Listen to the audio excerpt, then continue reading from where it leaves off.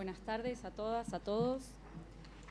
Es un orgullo para mí tomar la palabra en este debate histórico como parte de quienes apoyan la despenalización y legalización del aborto. La pluralidad de voces que manifestamos es una muestra del carácter profundamente democrático de este movimiento que ha madurado sus argumentos en décadas de lucha política, de esfuerzo intelectual y de debate público. Como doctora en Ciencias Sociales y como investigadora del CONICET, me dedico al estudio de la experiencia del aborto y a la reflexión acerca del rol de los afectos y de las emociones en este debate público. En el libro La intemperie y lo intempestivo, experiencias del aborto voluntario en el relato de mujeres y varones, que escribimos con Julie Chaneton, presentamos los resultados de una investigación colectiva sobre la experiencia del aborto que fue apoyada por la Universidad de Buenos Aires, lugar en donde ambas trabajamos como docentes e investigadoras. Allí nos preguntamos por los efectos sociales de la clandestinidad del aborto y decimos que el Código Penal no impide que los abortos se realicen, sino que favorece una situación de clandestinidad donde prosperan múltiples formas de humillación para quienes abortan. El miedo, la incertidumbre y los malos tratos que favorece la intemperie de la clandestinidad resultan incompatibles con el respeto a la dignidad de las personas con capacidad de gestar. Advertimos que la clandestinidad protege un negocio que esquilma económicamente a todas las personas que necesitan abortar, a la vez que profundiza las desigualdades sociales. Con los mismos billetes, moneda nacional, se pagan los blancos camisolines de los consultorios de Recoleta, las pastillas de misoprostol, las sondas y el perejil. Pero en un mercado que está fuertemente segmentado por clase social, solo acceden a prácticas seguras quienes tienen suficientes recursos económicos y socioculturales. Para quienes tienen menor disponibilidad de recursos, el proceso tiende a ser comparativamente más largo, más penoso y sobre todo más inseguro. Por eso decimos que todos los principios de igualdad y de justicia propios de una democracia se hacen trizas en la clandestinidad. Escuchar de manera atenta las voces que provienen de la experiencia social del aborto permiten que avancemos en un debate encarnado y que no se limite la discusión acerca de preceptos morales, de aspectos legales o de cifras que pueden tender a volverse abstractas. Las voces de quienes abortan refutan la creencia de que las únicas reacciones posibles frente a un embarazo son la felicidad sin fisuras o la abnegación de quien acepta su función en un orden social ya establecido.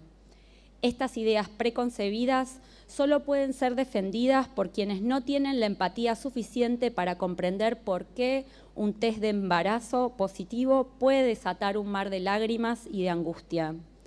Ese orden moralista de sentimientos tampoco puede explicar por qué hay tantas que no aceptan la maternidad como un destino ni se arrepienten de sus decisiones. En este punto se hace necesario recordar que ni la Organización Mundial de la Salud ni la Asociación Estadounidense de Psiquiatría han validado el uso de categorías diagnósticas que colocan al aborto como una experiencia traumática con consecuencias negativas para la salud mental. En Argentina asistimos a una transformación profunda del panorama de las luchas democráticas por el derecho al aborto.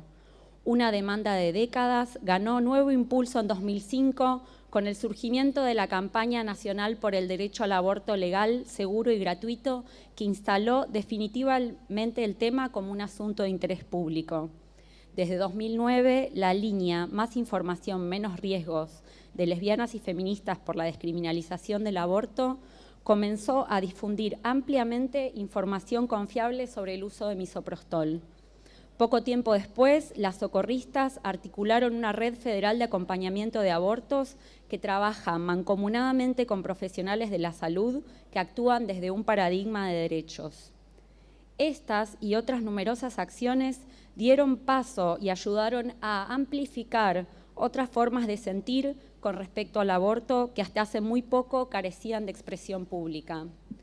Las lesbianas comenzaron a hablar del aborto con orgullo y porque este movimiento está muy cerca de quienes necesitan abortar, pudimos comenzar a hablar de la fortaleza y de la tenacidad que tienen quienes recurren a los abortos clandestinos. También comenzamos a hacer audibles las voces de quienes abortaron y no se arrepienten ni piden disculpas.